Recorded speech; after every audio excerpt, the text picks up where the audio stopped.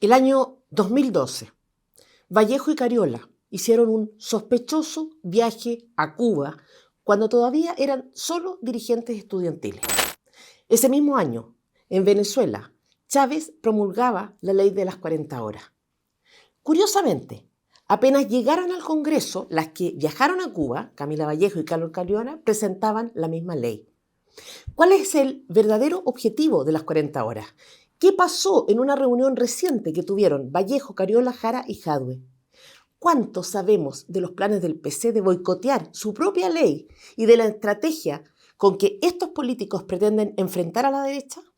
Esto, la esperanza de que los chilenos tengan más tiempo, más oportunidades y mejores sueldos y las probabilidades ciertas de tener un Bukele chileno en este nuevo resumen semanal.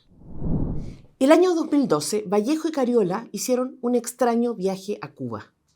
En esa época, Vallejo era vicepresidenta de la FECH y Cariola la secretaria general de las Juventudes Comunistas. Las dos eran militantes, Cariola desde los 16, inteligentes, bonitas y por lo tanto jóvenes promesas del partido. No lo sabemos, pero es bastante probable que ese viaje haya sido financiado por el partido o incluso por Cuba. Y tampoco sorprendería que hayan recibido financiamiento para sus campañas políticas a partir de ese encuentro. De hecho, un año después, ambas fueron electas diputadas y con la primera mayoría de sus respectivos distritos, una en la Florida, la otra en Recoleta. Lo cierto es que quedaron contentas, así relataban ellas la experiencia que habían tenido en Cuba. Muy emocionada, todavía no quepo en la emoción. Para mí, Fidel siempre ha sido un referente, y no solo para mí, sino que para todos los jóvenes comunistas de Chile. Y valoramos mucho lo que ha sido Cuba y lo que ha encabezado este proceso revolucionario. Fidel, que para mí, creo que para toda la juventud comunista en Chile, es uno de los liderazgos más importantes en el mundo, un gran visionario. Impresionante ver cómo idealizan y desde tan jóvenes a sus líderes políticos. Parecen integrantes de una secta y Fidel su propio Antares de la Luz. Lo curioso es que ese mismo año Chávez celebraba su iniciativa de reducir la jornada laboral en Venezuela. Se reduce a 40 horas diurnas. Se reduce la jornada laboral.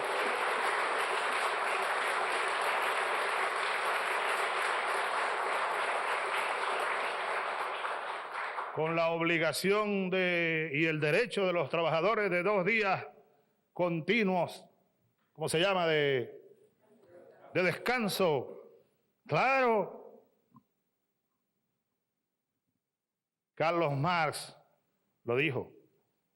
También lo dijo, bueno, mucha gente lo ha dicho, pero Marx, uno de los más grandes pensadores socialistas. El capitalismo termina convirtiendo al trabajador en un esclavo, de forma tal que esta es una ley liberadora, ley justa. Ahora vendrá la lucha para que se cumpla. Y digo curioso porque las comunistas chilenas copiaron la idea de Chávez apenas llegaron al Congreso. ¿Es parte de una agenda internacional del PC? ¿O se trata de una preocupación genuina de los comunistas por la jornada laboral de los trabajadores chilenos? ¿Es esta una nueva estafa, como lo fue su supuesta preocupación por la educación en Chile, que está llevando a nuestro país a la ruina? Es importante saberlo porque todavía es tiempo de detenerlo. Pero antes de eso, esto decían Vallejo y Cariola del proyecto el año 2017, copiando 5 años después las mismísimas ideas de Chávez, el dictador que llevó a Venezuela a la ruina. Todos los países que han implementado reducciones de jornadas laborales tienen aumento de productividad. Es que justamente rebajar la jornada laboral ha sido una medida que se ha aplicado en el mundo para generar más trabajo. Es que es imposible hacer una medición del impacto de algo que no está aplicado, pues, Mónica. Es extraño que en Chile se repliquen las ideas de países latinoamericanos fracasados. Solo Ecuador y Venezuela tienen una jornada laboral de 40 horas. Y que nadie haga el análisis, en cambio, de cómo lo hacen los países desarrollados, donde la gente gana muchísimo más por cada hora trabajada de lo que ganamos nosotros. No hace falta agregar además que los venezolanos han tenido que huir de su propio país, entre otras cosas, por falta de oportunidades.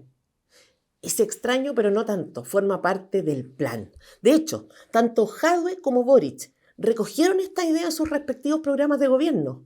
Jadwe prometió reducir la jornada a 40 horas en su primer año de gobierno para llegar a 36 horas al término de su mandato. ¿Qué podía salir mal de una propuesta del alcalde de Recoleta? Es que cuando un político tiene una idea que parece buena, los ciudadanos tenemos la obligación de leer la letra chica. Porque cuando ellos ganan popularidad con una promesa y otros pagan el precio, pasa que consiguen lo que quieren y de paso arruinan la vida ajena. Hay algo más. La idea de las 40 horas no se puede evaluar sin considerar la admiración que el Partido Comunista siente por China.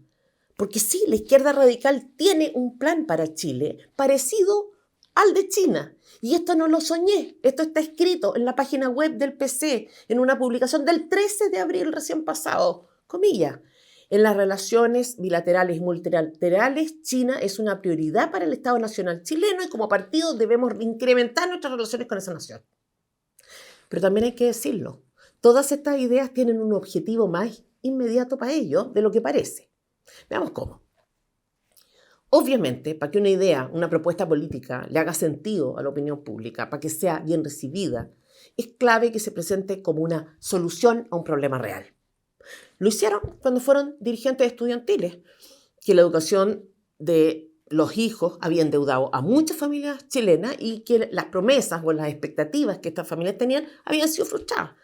Vean, por favor, cómo detectaban ellos el problema. Por ejemplo, la Universidad de Chile no puede seguir funcionando bajo la lógica de una universidad particular subvencionada. Hoy día la Universidad de Chile, o hasta hace poco la Universidad de Chile, enviaba, por ejemplo, a DICOM a estudiantes que no podían pagar sus deudas. De pasada también recogían la frustración de mucha gente joven, cosa que es fundamental, porque son jóvenes en general los que pueden darse el lujo de tomarse días para marchar, o manifestarse, o programar tomas. El resto, la mayoría, tiene que trabajar, cuidar a sus hijos, etc. Boric, Vallejo, Cariola, Jackson nunca les dijeron a los padres que esa supuesta educación pública, gratuita y de calidad significaría el cierre de colegios, la suspensión del derecho de los padres a elegir. Número 39, número 97. Y este es el apoyo que nos están dando. Tener que estar aquí haciendo enormes filas, días, noches, para poder lograr un cupo digno para nuestro hijo. No tenemos cupos para entrar, y menos yo que estoy en tercero. Muy pocos colegios aceptan tercero o cuarto medio. Lo cierto es que el resultado de su interés en la educación los llevó a ellos al Congreso y los chilenos se quedaron con el problema que ya tenían y agravado. ¿Quién responde hoy? Nadie. Pero ojo, que acá hay que hacer una autocrítica, porque se advirtió.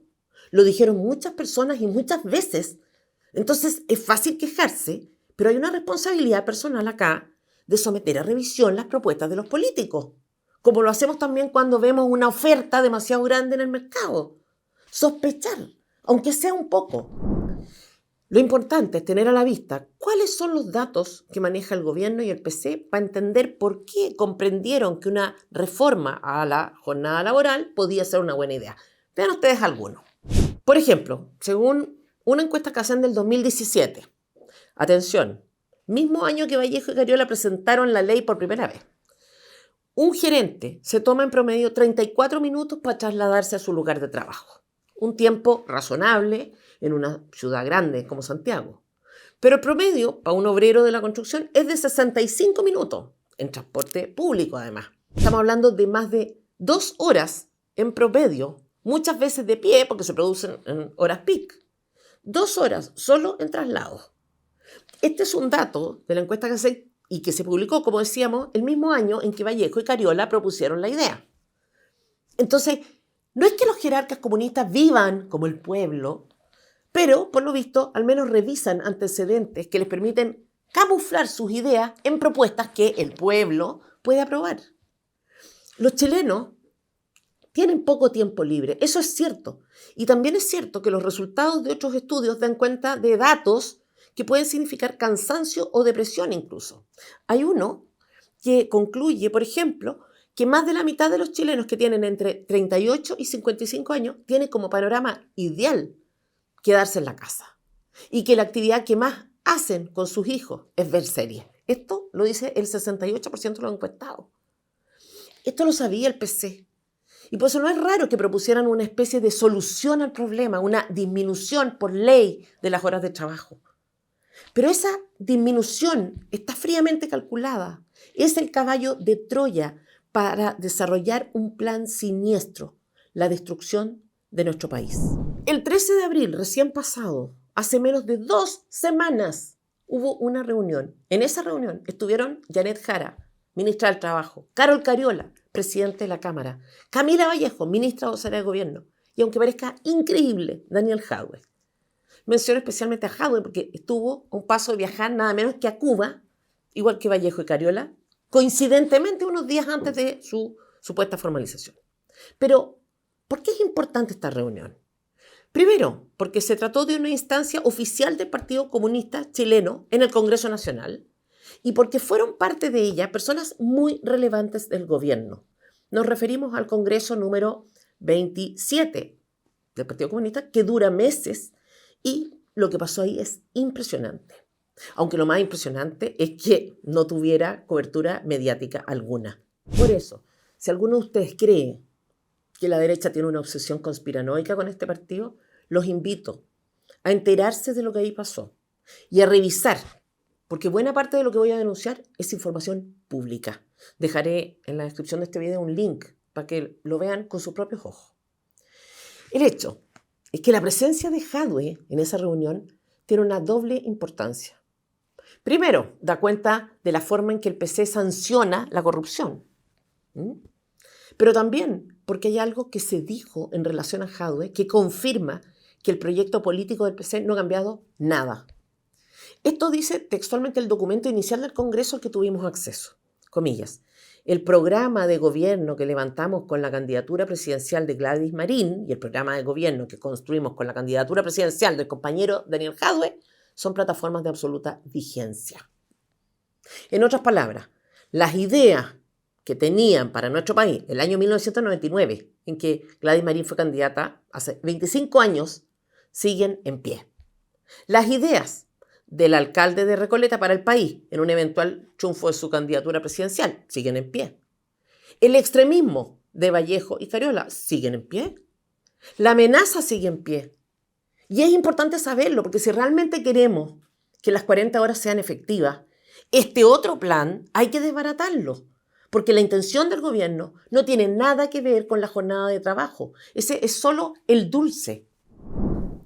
Estamos hablando de una ley orientada a que los trabajadores chilenos tengan, a partir de hoy, 1 hora menos de trabajo a la semana. Ayer supimos también que esta hora se puede acumular para alcanzar un día libre. Desde el punto de vista de los políticos, es una idea genial. Los chilenos con trabajo formal son aproximadamente 6,5 millones. Hay muchísimos que no van a ser beneficiados con esto, aunque tengan contrato de trabajo, porque en la práctica es imposible, pero otros muchos sí. Y esos beneficiados son electores, personas que eventualmente pagarán el favor que recibieron con su voto. A esos electores es urgente pedirles que pongan atención, porque si no nos damos cuenta de lo que se trata esto, vamos a tener a comunistas gobernando. Pero volvamos a la ley. Es interesante ver también las excepciones.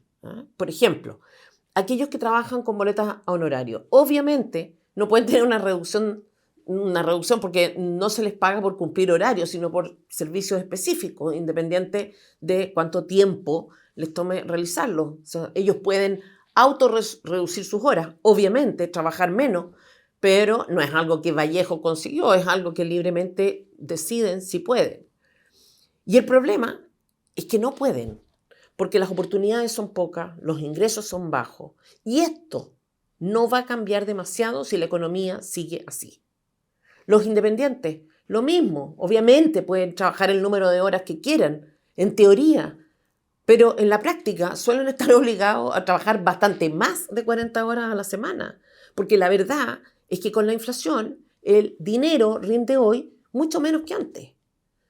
Las 40 horas tampoco rigen para funcionarios públicos, gerentes, administradores, apoderados con facultades de administración, para los que trabajan en actividades pesqueras, los deportistas profesionales, en fin, a todos aquellos que trabajen sin fiscalización superior inmediata.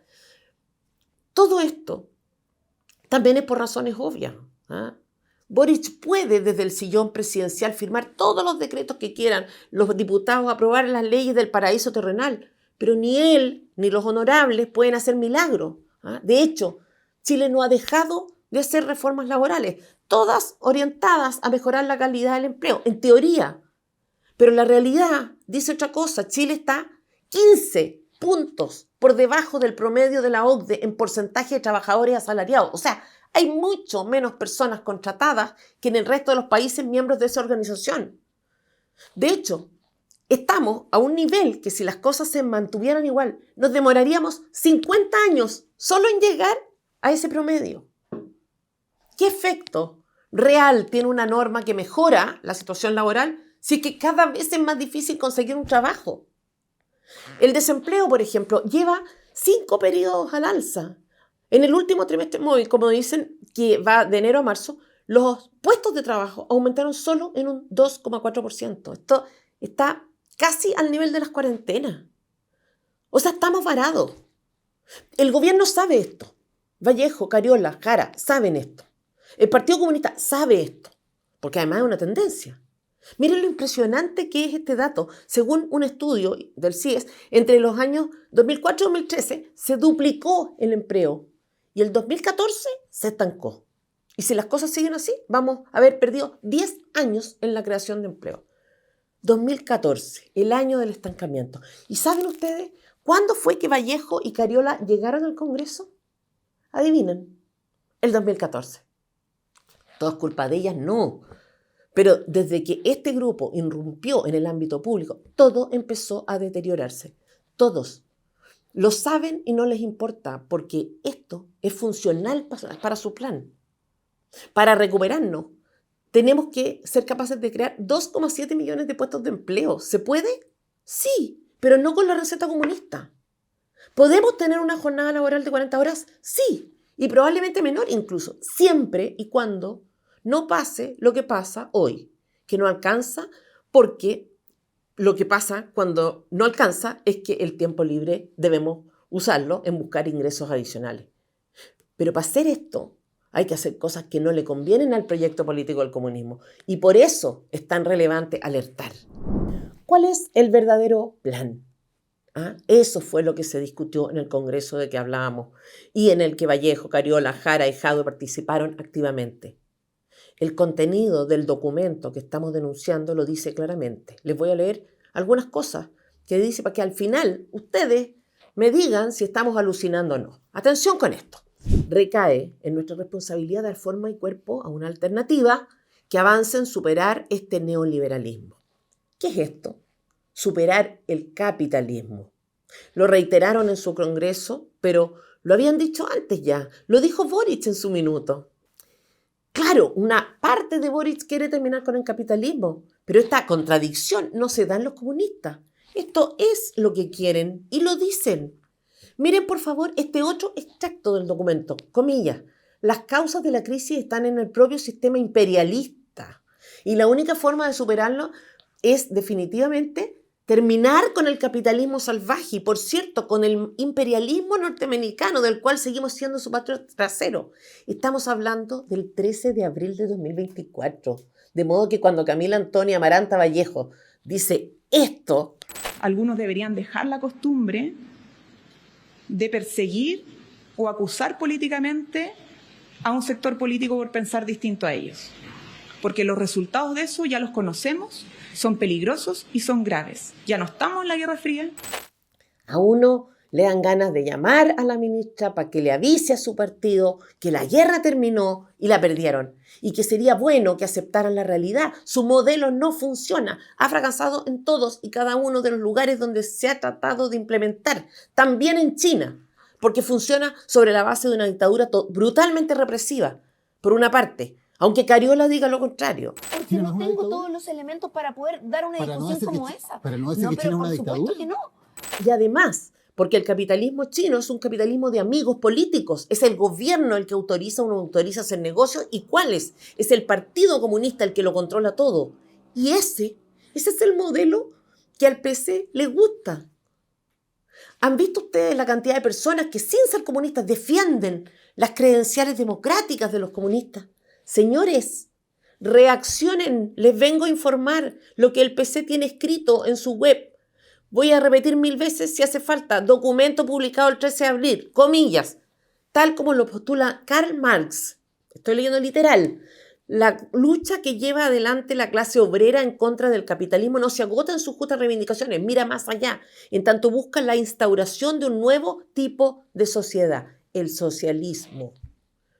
Capitalismo, socialismo y la dialéctica de siempre, y ellos como siempre y contra toda evidencia en lo mismo.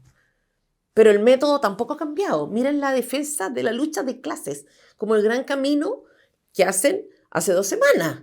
Comillas, el triunfo de la revolución que la clase trabajadora impulsa también conlleva el fin de la dominación que la burguesía ejerce sobre otras clases y capas sociales. Y el gran referente, Marx, es citado al menos en 3 ocasiones en un solo documento. Esto pasa mientras en los foros empresariales reciben a este gabinete con aplauso, cortesía. ¿Qué quiero decir con esto? ¿Qué tiene que ver con la ley de las 40 horas? Que cuando hay un comunista de por medio, uno siempre debería preguntarse de qué forma esa idea, esa buena idea, puede permitirles avanzar en su objetivo. Y acá podemos pensar que se trata solo de una estrategia electoral, pero hay evidencia de que esto es más que populismo común. Camila Vallejo, Carol Cariola, Janet Jara, Daniel Jadwe, estuvieron todos en esa reunión orientada a definir cursos de acción para que el PC logre instalar su proyecto político. Y esta ley estaba en el documento, en sus programas de gobierno, en el proyecto chavista. Y el objetivo es destruir el modelo económico, asfixiar al máximo al mundo privado para que el Estado concentre la mayor cantidad de poder y recursos posible.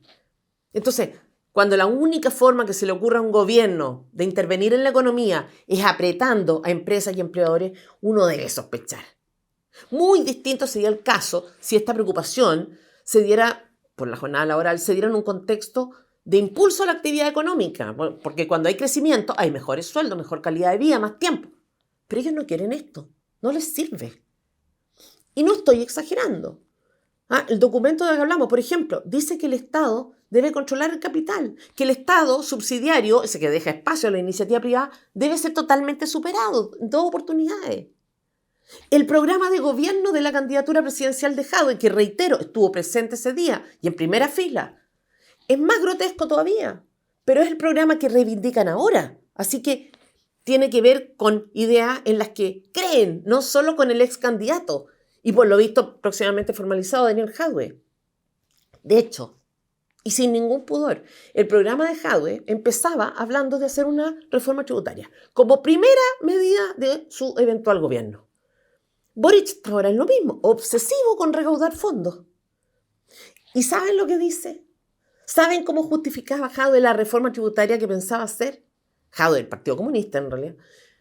Primero con una mentira, comillas, la carga tributaria, decía su programa, declarado plenamente vigente por el PC, está distribuida de manera injusta, puesto que quienes tienen más no contribuyen proporcionalmente más. Esto es falso, es falso. Algunos no pagan impuesto a la renta, otros pagan más del 40% de sus ingresos. Pero lo más descarado no es eso.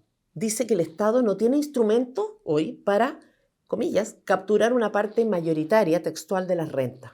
Capturar, apropiarse de la mayor parte de recursos que producen otros. ¿Se entiende? Ahora, ¿por qué las quiebras no les importan mucho, ni el empleo, ni el crecimiento económico, ni la inversión? Cuanto peor vaya todo, mejor para ellos, mejor para aparecer con sus súper propuestas, porque la autonomía económica de las personas no les sirve. Y quiero insistir, la ley de las 40 horas no es el problema, sino la indiferencia, el desprecio de esta gente por el problema real. Porque esta gente sabe que si la economía anda bien, ellos no tienen ninguna opción de ganar. Las 40 horas se insertan entonces en un plan de reducir al máximo la libertad de las personas, de imponer cada vez más carga a los empleadores y las empresas, y al mismo tiempo de no hacer nada para darle impulso o dinamismo a la actividad económica. La propuesta consiste entonces en enfrentar empleados y empleadores, en aumentar impuestos y en transformar al Estado en un Estado emprendedor, porque eso quieren. El Estado en todo, el Estado con todo. Miren la lista de cosas que propone el PC a través de la propuesta de Jadwe llega a dar risa. Inmobiliarias populares, librerías populares, productoras musicales populares, centros de música popular y de artesanía popular, universidades populares, arte callejero popular, canto popular, expresiones de arte urbano popular, cine popular. Todos los sectores de la economía en manos del Estado, financiados con impuestos. ¿Qué creen ustedes que es mejor para el PC? ¿Un cantante exitoso o un cantante subsidiado por el Estado vía fondos concursables? ¿Un mapuche empresario o un mapuche adoctrinado con su indigenismo tóxico? ¿Un gay millonario o un gay activista?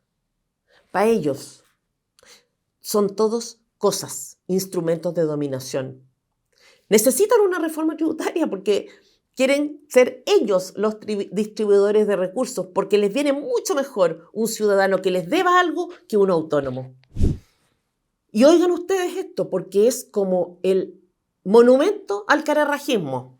Las municipalidades, o sea, los alcaldes como él, dice el programa de Jadwe, deberían estar libres de tener que pagar IVA. Pero al mismo tiempo gozar de la autonomía para definir ellos el monto que los ciudadanos deben pagar por contribuciones, patentes, permisos de circulación. Todo en nombre del pueblo, obviamente. No quiere pagar impuestos, pero sí tener la libertad de aumentarlos para el resto. Este tipo de cosas, sumadas a ideas como una ley de cuotas de pantalla para cine y televisión, que garantice un porcentaje de contenido de producción nacional en sus programaciones, un programa con financiamiento estatal que permita el uso masivo y prolongado de las calles como espacio para el deporte, las prácticas corporales y la recreación. De verdad que este texto es para leérselo a los niños. Hay una idea brillante también que consiste en decretar que nadie podía estar obligado a pagar por arriendo un monto superior al 10% de su sueldo. ¿Se imaginan la cantidad de chilenos que querrían poner en arriendo su casa sabiendo que al final el precio depende del sueldo de su arrendador y no del que cada persona libremente quiere establecer? Ninguno, pues. ¿Quién se iba a arriesgar? Se entiende que el objetivo de todos estos próceres no tiene nada que ver con el tiempo libre de los trabajadores. Las reformas laborales no están pensadas, por tanto, para garantizar seguridad o tranquilidad, sino para exacerbar conflictos. De hecho, me llamó mucho la atención algo que vi a propósito del Congreso, que es un reconocimiento explícito de la estrategia que usaron especialmente el 2019. Miren, fíjense esto, comillas. El año 2019, decían, fueron las y los estudiantes secundarios los que permitieron, oigan bien, agudizar las condiciones que fraguaron la revuelta popular, organizando evasiones masivas y saltando el torniquete que terminaron en grandes movilizaciones nacionales y en la instalación de un cambio constitucional. Cierra comillas. Agudizar las condiciones, o sea, exacerbar los conflictos. Es lo que dicen con descaro en la interna. Es lo que hicieron y todos vimos. En el ámbito laboral, esto es evidente. Reducción de horas de trabajo, ley contra el acoso, que da a empleados la posibilidad de denunciar al empleador habiendo solo un caso de acoso, pero de un acoso que puede consistir en conductas como esta, restringir a un subordinado las posibilidades de hablar, cambiar la ubicación de un trabajador, separándolo de sus compañeros, cuestionar injustificadamente las decisiones de un trabajador, no asignar tareas a un trabajador, asignar tareas sin sentido o asignarle tareas muy por debajo de sus capacidades. O sea, básicamente es horadar el sentido de autoridad, es dejar en manos de un tribunal la determinación de si es razonable o no pedirle a alguien que no hable, por ejemplo, que guarde silencio en un momento, o cambiarlo de puesto, o si las tareas que se le asignaron están por debajo, por encima de sus posibilidades. O sea, ¿qué empleador podría querer contratar gente si puede evitarlo cuando las condiciones para hacerlo son cada día más tóxicas? El objetivo de todas y cada una de estas normas no tiene que ver con lograr un buen ambiente laboral, sino con agudizar los conflictos.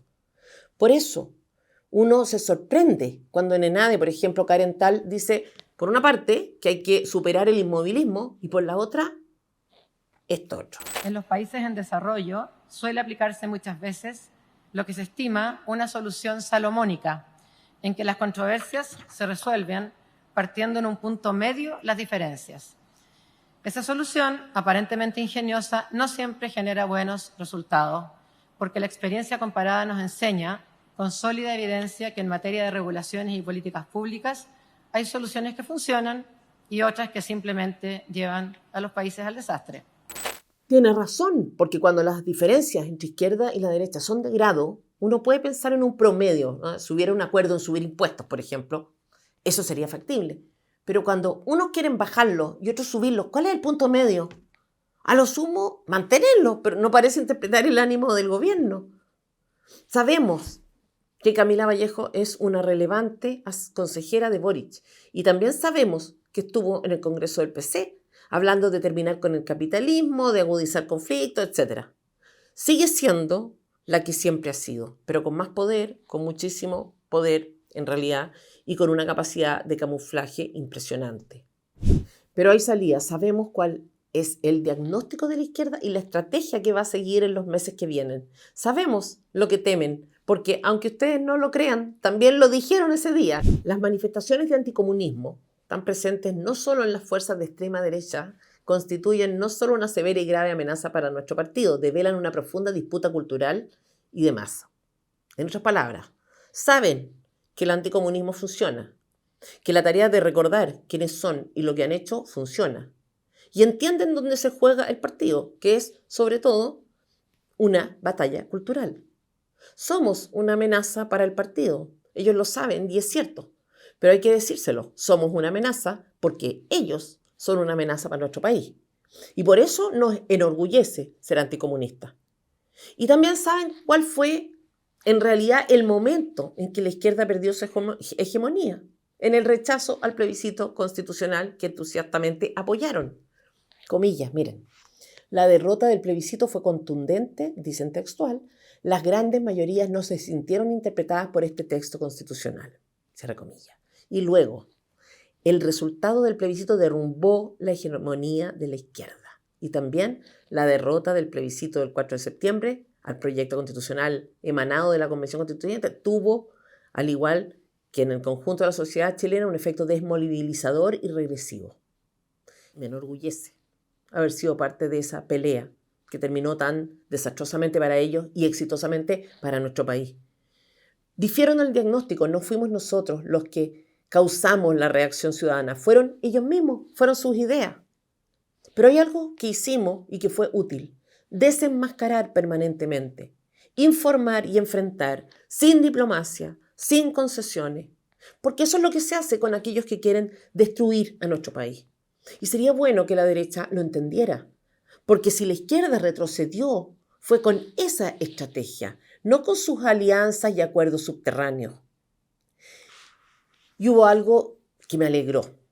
Comillas, dicen. No es posible, dijeron, descartar la asunción al control del poder ejecutivo y de ambas cámaras por parte de alianzas políticas del llamado populismo de derecha a imitación de Bolsonaro, Milei o Bukele. Cierra comillas. Y es cierto. Pero para eso se necesita, más que un Bukele, una derecha que comprenda que la cancha en que juega hoy es favorable y que no siga hueviendo con el sistema político como si llegar a acuerdos con estos dementes sociales tuviera algún sentido. El diagnóstico de los congresistas del PC continúa. Dice, la extrema derecha logra ser exitosa en la medida en que es capaz de conectar con ese descontento. Y siguen. Señalan que es perentorio para ellos levantar contenidos programáticos que efectivamente recojan las demandas ciudadanas y proyecten transformaciones. Sobre esta base y no otra, creemos que aportamos a derrotar a la derecha. Lo harán, aunque lo hagan solo por conveniencia personal. Aparentemente aparentarán que les importa, aunque lo único que es relevante para ellos sea concentrar poder. De hecho, le dedican muchos párrafos a la seguridad, a la importancia de tener una agenda que resuelva estos problemas y que se materialice territorialmente en las organizaciones de la sociedad civil. Leo, así como ayer las juntas vecinales se dan un espacio más primitivo de organización para la disputa municipal, en esta nueva realidad han proliferado los comités de seguridad como espacios de coordinación vecinal. No podemos regalarle estos espacios a la derecha, cierra comillas. Eso son estas organizaciones para ellos, espacios políticos a partir de los cuales difundir sus mentiras, pero también el lugar donde insisten en sus fracasadas propuestas de solución. Pero también indican cómo enfrentar a la derecha en un tema fundamental. Las mujeres saben que ahí tienen un discurso que aterra y si hiciera falta mentir, lo harán. Este es el verdadero escenario político en que está nuestro país. Aquí se juegan las cosas. El PC no tiene todavía la representatividad que quisiera, es verdad, pero también es verdad que han avanzado, incluso sin haber estado en el poder. Les vamos a ganar si logramos que esto lo sepan muchos chilenos. Por lo tanto, les pido que me ayuden a difundir este comentario. Soy Tere Marinovich, directora ejecutiva de FNM, y estamos trabajando para que cada uno de los habitantes de nuestro país se informe. Si quieren apoyarnos sería muy bueno.